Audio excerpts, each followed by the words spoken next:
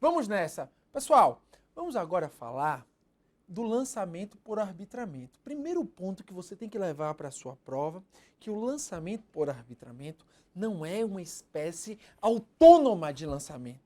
O lançamento por arbitramento, conforme vamos estudar, nada mais é do que uma espécie de lançamento de ofício. No lançamento por arbitramento é o lançamento unilateral, é o lançamento ex officio, é o lançamento, né, direto. Por que digo isso? Porque muitas questões de concurso público cobram quais são as espécies de lançamento e colocam lá, numa alternativa, o lançamento por arbitramento. E o que é que essas bancas consideram? Errada. Alternativa errada. Por quê? Porque se entende que a classificação das espécies de lançamento é tripartite. Isto é, só temos 3 espécies de lançamento, que são lançamento direto, lançamento por declaração e lançamento por homologação. Sendo assim, o lançamento por arbitramento ele está dentro do campo do lançamento de ofício.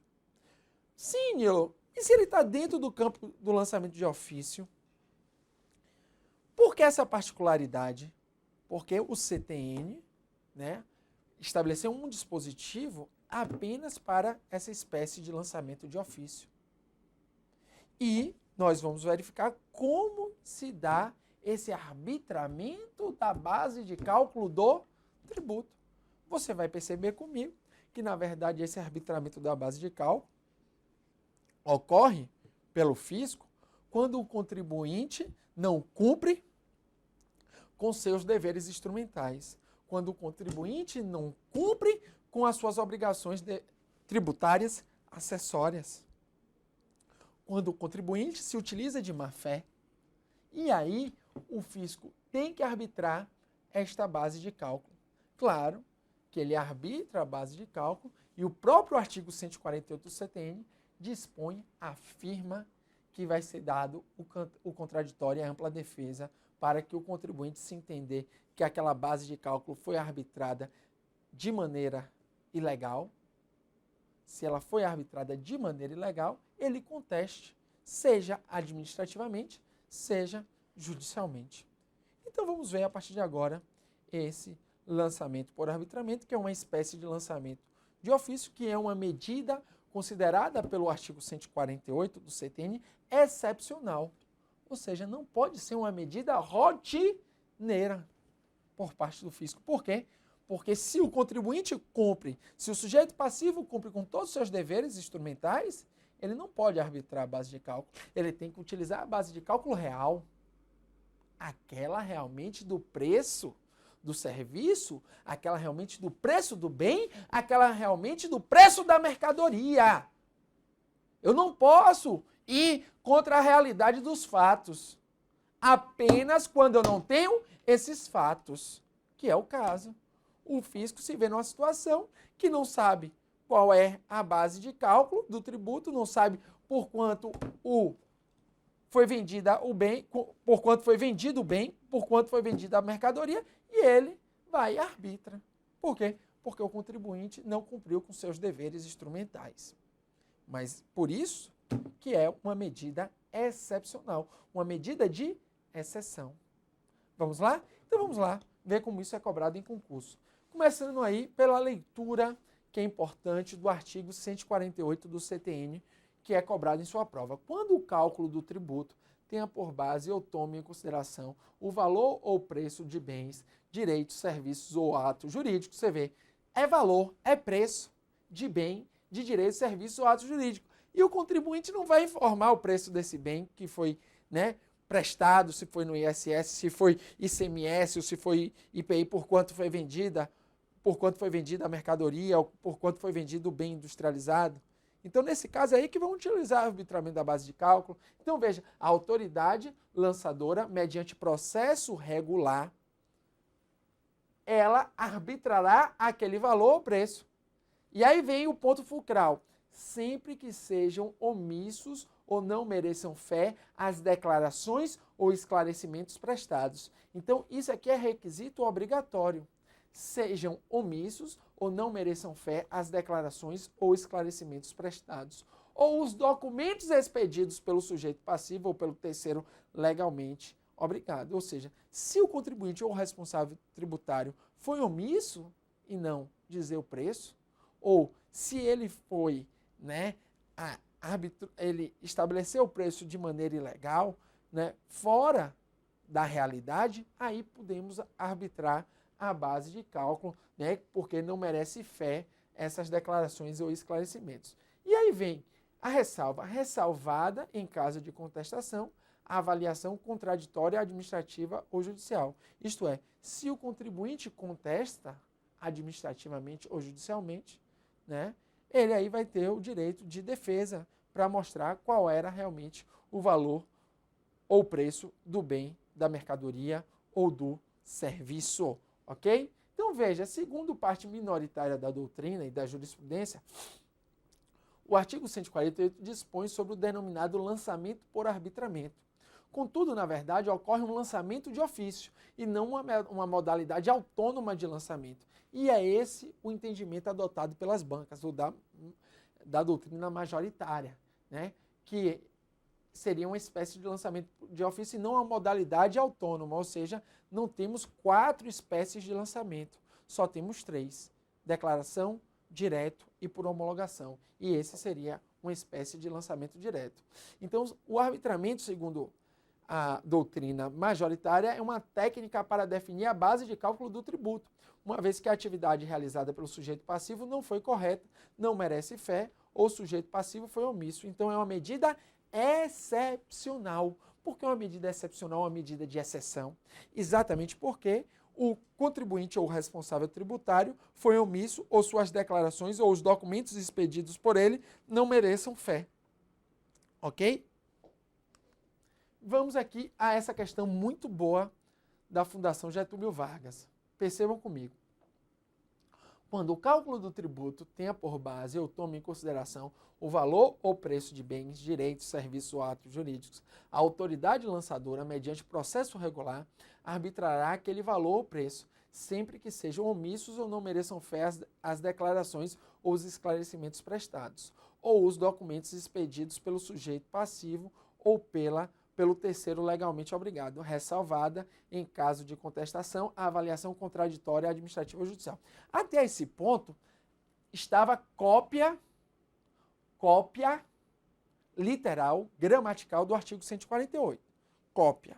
Né? Até aí, estava cópia. Agora que vem o ponto massa da própria questão, diz a questão. No entanto, havendo escrituração regular, ou seja, o contribuinte está cumprindo. A escrituração foi regular, ele está cumprindo regularmente com seu dever instrumental, com sua obrigação tributária acessória, com seu dever formal. Né? Ele está com escrituração regular. Ainda que parcialmente, o fisco deverá sempre adotá-la como base de prova. Veja, no entanto, havendo escrituração regular, ainda que parcialmente, o fisco deverá sempre adotá-la como base. Verdade. Né? Se a escrituração regular foi regular, mesmo que parcialmente, o fisco pode utilizar aquilo ali como uma espécie de prova. Né? Ou seja, essa escrituração regular, mesmo parcial, ela, né, a questão só quis dizer isso. Ela foi clara. A escrituração ela foi regular, mesmo parcial. Eu posso utilizar dessa escrituração parcial? Posso. Claro que na outra parte, em que foi omissa, eu posso arbitrar a base de cálculo. Mas nisso o item não entrou nesse mérito. Ele só disse assim, no entanto, posso utilizar como prova, ainda que a escrituração regular, mesmo que ela foi parcial, posso utilizar como base de prova, tanto no processo administrativo, como no processo judicial. Isto é, só foi isso que a questão quis dizer. Então está corretíssima, corretíssima. Né? Agora você vai me perguntar, Nilo, mas isso leva, ela está dizendo parcial, isso leva, no caso, a não fazer o lançamento por arbitramento? Não. Ele pode fazer o arbitramento da base de cálculo, no caso, na hipótese daquela parte em que o contribuinte foi omisso. Mas só que a questão não entrou nesses detalhes, nessas minúcias, né? Nessas particularidades. Está correto o item. Ok? Veja, contraditório, administrativo ou judicial. Né? Isso é importante eu lembrar para você que tem que ter contraditório, seja administrativo ou judicial, no caso de contestação. Por isso que o STJ tem uma súmula a respeito da pauta fiscal, porque a pauta fiscal nada mais é, nada menos que o arbitramento da base de cálculo. E ele diz, com fundamento no artigo 148 do CTN, o STJ afirma que é ilegal a cobrança de ICMS com base no valor da mercadoria submetida ao regime de pauta fiscal, súmula 431. Mas isso aí é o resumo do resumo, porque o STJ quis dizer o seguinte, ó, não posso utilizar a pauta fiscal como regra. Só posso utilizar a pauta fiscal como exceção, porque o que estava acontecendo na prática? A maioria dos estados, por exemplo, o estado de Alagoas, estava utilizando a pauta fiscal como regra. Não queria nem saber, né, por quanto foi vendido o bem ou a mercadoria, ou foi prestado, né, o serviço, eu não queria nem saber. Eu já pegava e fazia com base na pauta fiscal. Só que o artigo 148 diz o quê? Que é medida excepcional. Ou seja, somente no caso que não mereça a fé, ou seja, omisso o responsável ou o contribuinte. Então, a pauta fiscal, como regra, é ilegal. Então, veja, dessa forma, o STJ afirma que o artigo 148 do CTN somente pode ser invocado para estabelecimento de bases de cálculo que levam ao cálculo do tributo devido quando a ocorrência dos fatos geradores é comprovada, mas o valor ou preço dos bens, direitos, serviços ou atos jurídicos registrados pelo contribuinte não mereçam fé, ficando a Fazenda Pública autorizada a arbitrar o preço dentro do processo regular. Ou seja, é possível a utilização da pauta fiscal no ICMS? É, mas tem que seguir os termos do artigo 148 do CTN, porque é quando o preço do bem, o preço da mercadoria não merece fé ou o contribuinte foi omisso. Porque simplesmente o que diz a súmula 431 é que eu não posso utilizar a pauta fiscal como regra. Como regra é ilegal. Agora, se não merece fé ou o contribuinte é omisso ou o responsável tributário, eu posso utilizar a pauta fiscal sim. A súmula 431 não impede o uso da pauta fiscal, desde que seja utilizada nos termos do artigo 148 do CTN. Veja aí um exemplo de pauta fiscal. Coca-Cola, Light, né, 1,88. Fanta, todos os sabores, até 1.000 ml, né, 1,68. Então, a pauta fiscal é mais ou menos assim, né, fixados os valores pela autoridade fiscal. Ok? Em resumo, vou fazer um resumo dessa questão da súmula 431. É ilegal a cobrança do ICMS com base em pauta fiscal, uma vez que o princípio da legalidade tributária há de ser respeitado como limite ao poder de tributar. Ou seja, a base de cálculo é fixada em lei. Se a base de cálculo é fixada em lei, eu não posso utilizar a pauta fiscal como regra. Eu estaria desobedecendo o aspecto quantitativo da norma tributária.